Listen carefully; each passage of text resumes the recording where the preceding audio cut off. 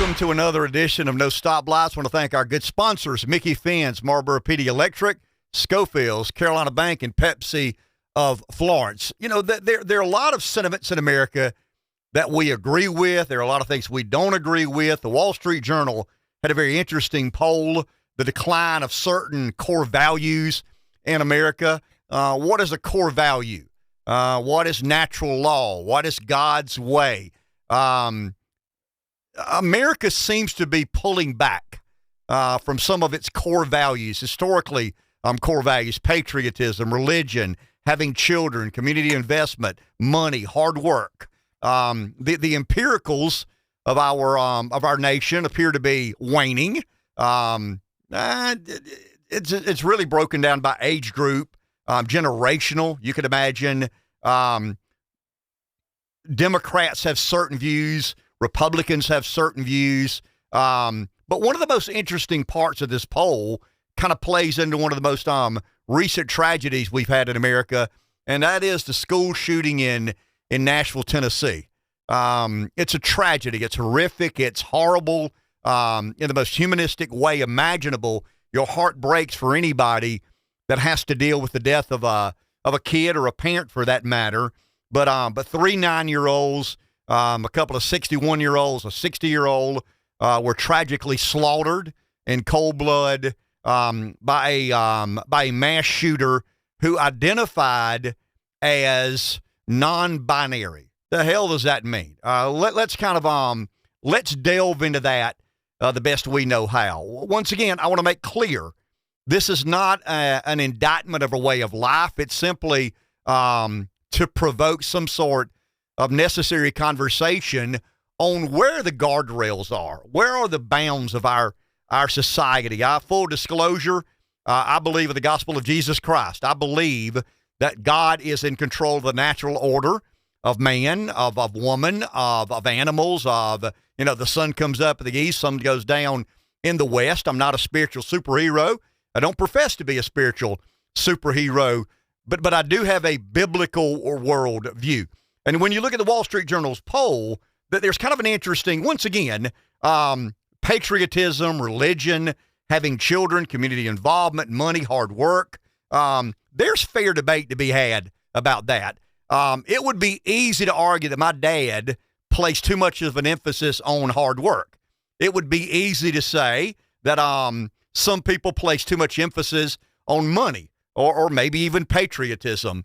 Religion, what do they say about politics and religion? It's a debate that never ends. It's a debate that could go on forever. But in the poll from the Wall Street Journal, I found very interesting that 3/4 of Republicans said society had gone too far in accepting people who are transgender. About half of Democrats said society has not gone far enough. 56% of Democrats said society has not gone far enough in accepting some of the realities or practicalities of transgenderism, gender nonconformity.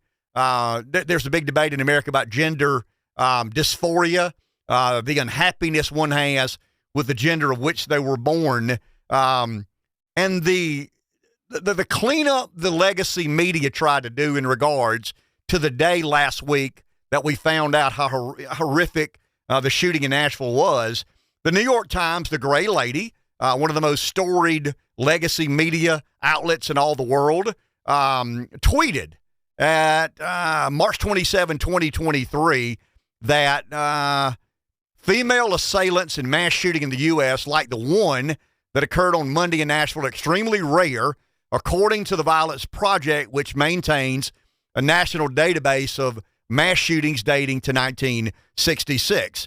They corrected that tweet with a subsequent tweet that said, there was confusion later on Monday about the gender identity of the assailant in the Nashville shooting. Officials had used she or her to refer to the suspect, who, according to a social media post and LinkedIn profile, appeared to identify as a man in recent months. Let's take some of the issues the Wall Street Journal talked exclusively about. Patriotism. Is that important? I think it is. Religion, is that important? I think it is. Having children, Is that important? I mean, personally, I think it is. Community involvement, money, hard work. These things that we struggle deciding what the correct and proper balance is. I don't think America has a problem when we're debating as passionately as we choose. Where do we land on patriotism? Where do we land on religion? Where do we land on having children or not? Where do we land on how involved we should be in the communities of which we call home? How important is money? How important is money in relation to the happiness of our lives? Hard work. I'll give you a quick example. I'm the last year technically of the baby boomer, born in 1963. 66% of boomers believe that hard work is vitally important and a work ethic is critical to living a good life. I'm not talking about success in financial reward, but understanding that what you put in is kind of sort of what you get out. 32% of millennials believe that. 32% of Generation Xers believe that. There's a fundamental difference in the way we perceive hard work. But once again, valid argument, very valid debate. The point I want to make in this podcast is the realities of where we've allowed the debate to get when it comes to some of the cultural, social issues in America today. Is this the moment of impasse? Is this the moment? Is the transgender movement in America kind of the line of demarcation of what Americans are willing to accept as normal and what they aren't willing to accept as normal? Whenever there's a mass shooting, the best thing to do is hold your opinion close to your vest, because there are a lot of things we are waiting to find out. There was a manifesto with this horrific tragedy. The first assumption that I made was it's a female assailant. That's unusual. Per Google, take it for what it's worth, only 4 in U.S. history have occurred with the female being the mass shooter. Men normally do crazy things like this. And what motivates somebody to point a loaded gun at a 9-year-old child and pull the trigger? I have no idea. I mean, I can't fathom where you allow yourself to get psychologically, mentally. It's got to be a disturbed nature of existence to believe that there's any sense of normal regarding that. But when I read that this person was a female, it was kind of an aha moment. Okay, that's unusual. Women don't normally commit these sorts of violent crimes. And then it was later reported, as the New York Times, and that's why I led off with that they had made a mistake. They had initially misidentified the gender of the shooter. Okay, in traditional fashion, if we think a man did it and we find out a woman did it, there's a necessary correction. There is a gender misidentification that happened, but that's not the New York Times point. The New York Times point is a biological female who identifies as a male is due a correction to the media, and that's bizarre to me, and it kind of set me on the course of where are the guardrails. Now, full disclosure, I am somewhat of a libertarian-leaning Republican. I believe that the greatness of America is primarily in its ability for people to choose and chart their course. The celebration of individual liberties and freedoms is something that I perceive to be very essential to the American existence. So when we ponder the question about whether or not someone should be allowed to identify as the sex of which they're not born into, that's kind of bizarre and weird, but that's where we are. It's almost like the issue of homosexuality and gay marriage. I have a biblical worldview. Roughly half of America has a biblical worldview. We would argue that God's natural order is the right natural order. But I also don't have the luxury nor permission nor right to impose a biblical worldview on those who don't abide by that. There are people who believe in God, and there are people who don't believe in God. When you believe in a God in heaven, you accept the Bible as the Word of God. There is a natural order that the Bible imposes on you and your value system. It's not something that we live up to every day, and I don't want to go down the road of trying to play Sunday school teacher or preacher, but it is something that is embedded in how you perceive things to be. So as someone who has a biblical worldview, who believes in the gospel of Jesus Christ, homosexuality is abnormal to me. Gay marriage is abnormal to me. I'm not judgmental. I don't have the right, once again, to impose my worldview. In other words, if I've got a biblical worldview, and the Bible says in so many ways and words that homosexuality is sinful and gay marriage is not to be allowed, I can't force you to have the biblical worldview that I do. And I guess that those who have accepted homosexuality as more the mainstream and gay marriage, I'd be guilty of that. I mean, there's no doubt about it. Homosexuality is not as alarming to me today. I become desensitized to homosexuality. I become desensitized to gay marriage. And once again, I'm not saying that homosexuality should be abolished in America. I'm not saying gay marriage is to be abolished in America. Once again, I believe in individual rights and liberties and freedoms, and here's where I kind of bump in to my own personal and introspective self and opinions. But the point I want to try and articulate today is the belief that I have of gay marriage and homosexuality, I think is very legitimate. I think it's very valid. But it's certainly not something I'm entitled to force upon you. Gender dysphoria is different to me. We've allowed this debate about gender neutrality or gender nonconformity or non-binary. We've allowed this debate to be lumped in to the same argument of homosexuality and gay marriage. And I just personally think they're light years from one another. But it's, once again, the word I use is abnormal. To me, personally, hosting No Stoplights, it's abnormal for a man to be sexually attracted to another man. It's abnormal to me for a woman to be sexually attracted to another woman. It's beyond abnormal to believe that a person can believe they've been born the wrong sex, and society normalized that behavior by the redefining of mental illness.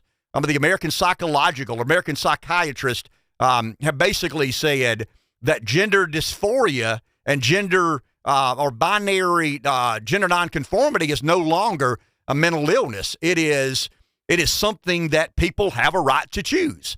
A man in America today has a right to fall in love with another man. Once two men fall in love with one another, the Supreme Court has deemed it legal for that man to marry that woman. Not a civil union, but marriage. Now, personally, once again, and I'm going back to my subjective personal opinion, because I don't know that I'm right. I've studied Christianity. I've tried to understand the gospel of Jesus Christ in a way that has impacted and affected my life, but I don't know without a shadow of a doubt that my worldview is right. I don't know beyond a reasonable doubt or beyond a shadow of a doubt that Jesus is who he says he was. And I'm not trying to go, I know it sounds like I'm getting preachy here and being judgmental. Rest assured I'm not. It's just the reality of having to have a standard. And my standard has been created and affirmed and debated with that biblical worldview. So all of a sudden, society becomes more secular, becomes less religious. Some of the Wall Street Journal clearly shows that we're a less religious people. 62% of Americans 20 years ago considered themselves a religious person. 39% of Americans today consider themselves a religious person. You have every right to be religious. You have every right not to be religious. But if we're not going to follow God's natural law, then what law do we impose? I just said, I don't have a right to impose a biblical worldview on anybody. It's something I've decided on my own volition through my own research. It's something I am very confident and comfortable in, but I certainly don't have a right to force you to feel the way I feel. But if you don't have that biblical worldview, what do you base that standard in?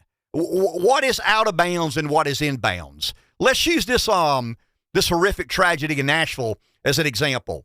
This was a biological female who went from being a biological female to pronoun neutral, whatever the hell that means, from pronoun neutral to the pronouns of his and him. So let's argue that that person has a right to do that, and there's no threat to society by that person doing that. Do I have a right to have 3 wives? Do I have a right to force my 15-year-old kid to believe it's okay for dad to have 3 wives? And the point I'm trying to make, guys, is once we agree that there are no standard, then there simply are no standards, and anything goes. And it's the old slippery slope argument, and I think it's very warranted in this case, and I think it's extremely dangerous about where we're headed here. I want to read this real quick. There was a gay person who made this comment. There are gays, lesbians, and bisexual. Everyone else is just pretending. And then you've got, I'm too stupid to keep up with the acronyms in the gay community. You've got a group called the LGB without the QT. You've got the TERFs, TERFs, that's the trans exclusionary radical feminist. Some of these transcritical and transaffirmative views. We've arrived in a world, as I said earlier, where gay marriage and homosexuality represent the mainstream. But there's nothing uncommon about gay marriage. There's nothing uncommon about homosexuality. We see it in our face every second of every day, and I become somewhat desensitized to this. But once we become desensitized to things that are abnormal, in my word, not yours. I don't know how you feel about the abnormality or not of same-sex marriage, the abnormality of not of homosexuality, but I don't know how we debate someone born of a certain gender believing they were born of the wrong gender. So once again, as society, and we debate, we some of the policymakers, some of the Supreme Court decisions, some of the state legislators and legislatures. They delve into these cultural, social issues in a very profound way, and it seems to me that the redefining of gender dysphoria as a mental illness, and now it would fall under the the category of sexual pleasures, sexual sensations. Gender dysphoria to me, I don't know the technical definition, but as far as I'm concerned, it means that I am unhappy and not satisfied with the gender of which I was born. So once again, if society is going to agree to allow someone to not or to identify themselves as the sex other than they were born of, what's out of bounds? What in the hell is not legitimate? I'll give you an example. I want to be I'm going to identify tomorrow as Bill Gates' 60-year-old kid. Who says I can't? Who says I can't identify as Bill? I want my share of the estate. And if I don't get my share of the estate, I'm hiring a lawyer. And I'm going to go to court and I'm going to argue that I identify today as a male. I'm not gender dysphoric, but I believe that because I feel this way that I'm Bill Gates' kid. And I have a right to whatever percentage of his estate that is appropriate. And if I don't get that, because once again, there are no standards. Why can't I identify as Bill Gates' kid? Why can't I identify as Bill Gates' kid and Elon Musk's brother? I want to be blood relation. Once again, if God can allow us to be born of the wrong sex, and we in our own very earthly understanding can decide, I don't want to be that sex anymore. I want to be this sex. It's very personal, but then it stops becoming very personal because the next thing you know, some states, believe it or not, would allow that person to compete against women in swimming meets. They would allow that person, a 28-year-old male who identifies as female because they're gender dysphoric. That 28-year-old male is allowed to go into a restroom or a locker room with my 20-year-old daughter. So for those who say, well, it's personal, I mean, it's something you deal with on your own terms, why would a Southern straight conservative male be worried about this gender dysphoria when it doesn't affect or impact me? But it does. It has a major impact. The biggest impact is not the fact that a biological male who identifies as a female can go into a shower, a public shower, with a 20-year-old female, your daughter, my daughter, your sister, my sister. But we've got to celebrate that as being courageous. And that's, I mean, to me, that's just beyond the word bizarre. And I think the most daunting narrative here is, once again, where are the standards? Where are the guardrails?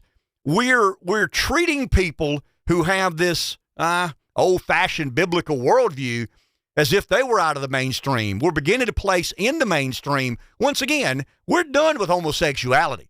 I mean, homosexuality is as normal as heterosexuality. And I'm talking about in the deliverer of news, in academia, in the media, and they dominate a lot of the narrative. I mean, who writes history? Academics and journalists. So as we write the history of this, this embracing of an alternate lifestyle, and once again, guys, I'm not here to impose my values. I'm not here to impose my worldview.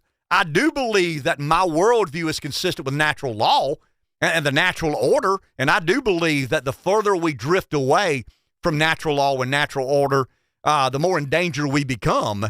But you're asking me to basically live in a country that allows, embraces, accepts as normal a 28-year-old male who decides he doesn't want to be a male any longer, can share a restroom, can share a locker room with a 20-year-old female that I care deeply about, and I'm supposed to accept that as normal. There's nothing normal about that. I mean, it's unbelievable. It's perverted is what it is. I mean, we can argue homosexuality has gotten past perversion because it's more mainstream. Gay marriage has gotten past perversion because it's more mainstream. There's nothing about this that doesn't, I mean, it's concocted in hell. I mean, in all honesty, non-binary, gender dysphoria, gender nonconformity, I mean, it's a mental disorder. And it was, for a long time diagnosed as a mental disorder. And once again, we're being asked as a nation to embrace, to celebrate some of the most abnormal behavior, and not just abnormal behavior. There's one thing about abnormal behavior, but it's another thing for the New York Times to once again issue a press release and then correct the press release because they identified the person as a man, a woman, when the person identifies themselves as a man. I mean, it's confusing. It's incredibly confusing, and it's dangerous. I mean, it really and truly is dangerous. There's certain orders that have served civilization for a long time in a very profound way. And I'm not for never changing anything. I understand the times they are a-changing, as Bob Dylan famously said. We walked to school, and then we rode bikes to school, and then we drove cars to school, and before long we'll drive electric cars to school, and one day we may fly in a hovercraft to school. I'm not opposed to an ever advancing and improving and forward-looking way of life. There's nothing about this that is old-fashioned or new-fashioned. This has nothing to do with old-fashioned and new-fashioned. This is more about the acceptance of a natural order or not. And once again, my natural order is derived from a biblical worldview. If yours doesn't, I certainly respect that. But if it doesn't, I'd ask you to explain the rationale behind believing that someone was born of the wrong sex and it's okay for them to identify as the other sex and share restrooms. And, it could be worse. I could be a female swimmer. Imagine the plight of a female swimmer. And it's interesting now how many legacy media organizations are saying, there aren't many studies out there that show much of a difference between a biological male and a biological female. I mean, the absurdity of that. Once again, be a bit preachy here for a second. I mean, this goes back to Adam and Eve. Adam was born with certain hardware. Eve was born with certain hardware. And it's been that way for thousands of years. And all of a sudden, in woke, enlightened, politically correct America, we decide that men don't have to be men any longer. Once again, we decided a decade or so ago that a marriage is not a covenant from God between a man and a woman. A marriage is whatever we choose a marriage to be, and we legally approve gay marriage. Homosexuality is something that we've said, okay, I mean, it's mainstream. So when you look at a heterosexual couple or a homosexual couple, you're not supposed to be compelled to feel any different about that. And that, those are personal opinions. But it leads to another. Marijuana is accused of being a gateway drug. And, I've had friends with issues with drugs, and they'll tell me, marijuana on its own is not as dangerous as cocaine or heroin or some of the other illicit substances, but it does create a certain degree of comfort with marijuana. It's just marijuana. It's just homosexuality. It's just gay marriage. Well, the next thing you know, some lady storms an elementary school, kills 3 kids, kills 3 teachers, and the New York Times decides that they made a mistake in identifying who the perpetrator of the crime is. So, I mean, I could easily argue that gay marriage and homosexuality were the gateway to allow the normalization of things that to me are just completely and totally abnormal. It doesn't make any less of a tragedy. I mean, if it's a MAGA hat wearing conservative or America Firster storming a school, killing 3 innocent kids and 3 teachers, that's a horrible tragedy. That's horrific, and we hope it never happens. We wish it never had happened. It did. We hope it never happens again. But when it involves someone who is a biological female, identifying as a biological male, we've got to open that Pandora's box. We've got to be concerned about what inside of someone that believes they were born of the wrong sex would allow them to act upon some of those impulses. Was this a Christian killing? I don't have any idea. But there's been a lot of reports about Tennessee and the bill banning transgenderism or surgeries, to change someone's sex, and state funding being involved in that. I even saw a theory of one of the conservative news sites is located in Tennessee, and this could have been a factor in driving someone to do this or do that.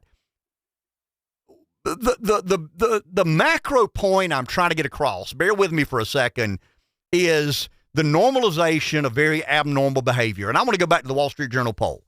I mean, I am more than willing for someone to sit right here in front of me and we'll debate patriotism. I mean, I don't have a monopoly on patriotism. I have an opinion. I think it's important. You may not. Religion. Is America better off with more religious people or fewer religious people? I don't know. I don't know the answer to that. Are we better off when man and a woman are procreating? We're having families, and we're having, instead of 2.1 kids, having 2.5 kids. I don't know. Don't have any idea what the answer to that is. I've got an opinion. Community involvement. You'd like to believe we're a better nation when more people are involved and care about and committed to and invested in their communities. How important money should or should not be. The work ethic question. How big a deal is that as we try to lead our lives and make America a better place? But every now and then, there's an issue that turns your head. And this was one for me. But because, once again, I believe that marriage is between a man and a woman. The Supreme Court disagrees with me. Therefore, I am, without concern about, a man marrying another man or a woman marrying another woman. The courts have decided that that's going to be legal in America. I think it's abnormal, just as I think it's abnormal, as I said earlier, for a man to be physically or sexually attracted to another man. But they are. I mean, there are men in America today that are sexually attracted to another man. That there are women who are sexually attracted to other women. I mean, that's about around since the beginning of time. I mean, you talk Sodom and Gomorrah, you can go back to some of the Old Testament scriptures. I mean, that's not some newfound phenomenon. But I don't know that I've ever read and studied and understood. I mean, you got cross-dressers. But you've got actual people now in the public square saying that God allowed them to be born of the wrong sex and acting upon that impulse. We've got certain states in America now that allow an 8-year-old to enter into a medical contract with a licensed medical professional to have their genitalia mutilated. I mean, that's bizarre to me. And I guess the argument I am making, and I'll probably catch some heat for this for being a closed-minded Southern conservative, which I'm not. I mean, I am a Southern conservative. I don't think I'm closed-minded. I think I've been willing to accept, not embrace. You'll never find me embracing gay marriage. I won't embrace homosexuality, but I've accepted that as somewhat normal in American culture and society. But at some point in time, those of us who have a biblical worldview, those of us who believe in a God-ordained or orchestrated natural order, we have to say that's a bridge too far.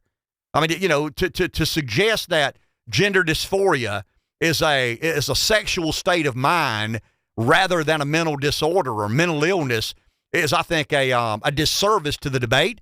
I think it's a disservice to the country, and I think there's a tremendous consequence that we will pay one day. And it's interesting to me, some of the political leadership, some of the corporate leadership, some of the clergy are trying to say, well, this is just another page of the chapter in America, and it's progression, it's evolution, it's getting to a better, safer, more diverse, more equitable, more inclusive place. To me, gender dysphoria is a mental illness. Gender nonconformity and binary or concoctions from hell, and people who believe in the natural order, people who believe that that there's a God in heaven that put all of this in motion. We're guardians, we're responsible, we're custodians of the resources, and not just the resources, but the leadership. We all have some degree of leadership in this place we call home. And as I read the horrific story of what happened in Nashville last week, it motivated me to kind of revisit what about me allowed. I mean, once again, the abnormal behaviors that I have accepted are one thing. To believe that somebody was born a man can be a woman simply because they feel like a woman, that's an absurdity. And somebody on the conservative side of things has to directly address some of these issues. Let's take a break. Want to recognize some of our sponsors. Want to thank our sponsors. Carolina Bank serves communities throughout northeastern South Carolina, offering a wide range of services to meet every personal or business need, from straightforward accounts to complex finances. They're prepared to help you reach your financial goals. Carolina Bank, banking on tradition since 1936. Member FDIC. Schofield's Ace Hardware, your one-stop shop for all hardware, paint and lawn and garden needs, plus all things sporting goods, including firearms, safes, clothing, footwear, and more. Pepsi of Florence represent the entire product line of PepsiCo, one of the world's leading food and beverage companies. Pepsi of Florence also serve brands from other great companies such as Dr. Pepper, Canada Dry, Lipton Tea, Gatorade, and various regional brands. Mickey Finn's largest South Carolina liquor wholesaler, serving every county in the state, largest bourbon selection statewide. They ship wines to 43 states, opening soon a new beverage warehouse across from Buc-ee's on I-95 in Florence. They support USC athletics, including Williams-Brice and Colonial Life Arena. Marlboro PD Electric Co-op. If you're in big business and looking for an industrial park in the South to build your new plant, consider Marlboro PD Electric Co-op's new PD Commerce Center, an industrial park located at the I-95 exit in Florence, South Carolina. Check it out at MPDC Co-op or PDEC.com. Okay, we're back, and I've changed the camera angle here. I'm normally the voice off camera, so hello. This is behind the scenes a little bit, but I thought I would pipe in and ask you a question here, if that's okay, Ken. We're also a country that will celebrate biological men as Woman of the Year. I mean, in high places. I think they did it in the White House not long ago. Well, I mean, and we're demanding of certain organizations in our society, the military, Stanford's medical class. It's just bizarre to me. And what? I'm for diversity. I'm for equality. I'm for inclusion. Sure. But there's got to be a limit there. There's got to be some guardrail in place. And you know this, as a libertarian-leaning Jeffersonian, it's hard for me to not allow people. I mean, you've asked me this question before. Should a 40-year-old be allowed to have a sex change operation? Now, that's an interesting question. The libertarian in me says, of course they should. I mean, that's their choice. It's an adult person. But as a libertarian, is that am I being unbelievably hypocritical and inconsistent on my belief about the natural order, the biblical worldview? I mean, if I believe that a man was born a man and should die a man or will die a man, then why would I advocate for allowing a doctor to perform a surgery that changes their race from one to the other? I mean, there's a great degree of hypocrisy and inconsistency there. Now here's the difference in yours truly and a lot of others. I will try to hash that out. I mean, I'll honestly try to evaluate. You're being hypocritical. Yeah, I am. Why are you being hypocritical? How hypocritical are you in regards to that? You'll acknowledge the conflict. No, but no question about it. But see, Rev, and this is where the country fails on these big issues. And this is a big issue. This doesn't have a dollar sign behind it, but this speaks to the cultural nature of our country. And that matters a great deal. Look at some of the great dynasties, superpowers, and empires throughout mankind. I mean, the Roman Empire was not destroyed from outside. I mean, it was from within. It was cultural and moral rot and ethical rot. And I think God loves everybody. And I know this sounds like a sermon. It's not intended to sound like a sermon. But if I have a forum and I have a biblical worldview, then the pronouncement should reflect that biblical worldview. But once again, maybe I failed to push back as hard as I should have on some of the other gateway issues. And then all of a sudden you wake up one day, your kid smokes a joint, and you're like, damn, son, you better stop that. I mean, marijuana's illegal. Well, I mean, Dad, it's marijuana, but everybody does it. And you kind of acquiesce. You give in to that impulse. Next thing you know, your kid is a total addict on one of the hardest drugs imaginable. I don't know what the hardest drug imaginable is, but that's almost the way this has gradually and evolved and progressed. And I want to say this. I mean, I do believe this. I do believe that there are people in this country that are offended by people who have a biblical worldview. And they wish nothing more to assault people who have a biblical worldview. And having a biblical worldview doesn't mean you do everything right all the time. I mean, that's impossible. People who have biblical worldviews are just as hypocritical as people who don't have biblical worldviews. But there's something that resonates within. That there's some understanding of society in general has to have a certain criteria or guidelines of which to conduct itself. Or the next thing you know, Rev, we'll have a man marrying a man, a woman marrying a woman, and then if you're not careful, I know this sounds crazy and would never happen in America, but if you're not careful, you have a woman saying, I'm born the wrong sex, and I want to be a man. And the government will subsidize a surgery that allows that woman or that man to be transitioned into a woman. I mean, it's bizarre to me that we've gotten here, and not only bizarre, it's extremely dangerous. So in closing, or if you want to say something else, let me jump in here. Well, you started this episode talking about America's core values declining. Have any thoughts as to why or how it started? But do you and I have the authority to say they're declining or changing? Well, I guess it's one person's opinion, right? Yeah, exactly. And that's the point I'm trying to make. Some people would say it's getting better. I mean, I believe that if America is less patriotic, I think we're declining. I think if America is less religious, I think we're declining. I think if we're having fewer children, I think we're declining. I think if fewer people are taking community involvement seriously, I think we're declining. I think if more people are making money as their priority, we're declining. If fewer and fewer people believe that hard work is essential and important to living a successful, I don't mean financially, a fulfilling life, I think we're declining. But there are a lot of people who don't feel like I feel. And I think we can have a very legitimate debate about patriotism, religion, having children, community involvement, money, hard work. I think there is absolutely an essential time in American history to debate these issues. Why do fewer people hold those near and dear to their hearts? But I don't know how you argue the other side of the transgender or gender dysphoria debate. If someone is born a man and they in their own volition believe they were born a woman, and America celebrates that, and the next thing you know, that man is swimming with women and he's shattering records. And a lot of us scratch our heads and say, shit ain't right. I mean, excuse my complexity of sentence there, but that shit just ain't right. But half the country goes, this is a great day in America. When we allow someone, with certain hardware and a lot more fiscal strength and endurance to just outswim the women, that's bizarre. But that's the problem I have. I think it is so disrespectful to women. That's how I look at it. Well, I mean, it's unfair. Unfair is Not only is it disrespectful, it's unfair. And I thought we lived in a world where we, prize to some degree the fairness. So in closing, I want to say this. These are my opinions. They've given me an opportunity to express my opinions. I do it in somewhat of a off the beaten path and an unconventional sort of way. But at times, I think America needs to really look underneath the hood and see exactly what's there.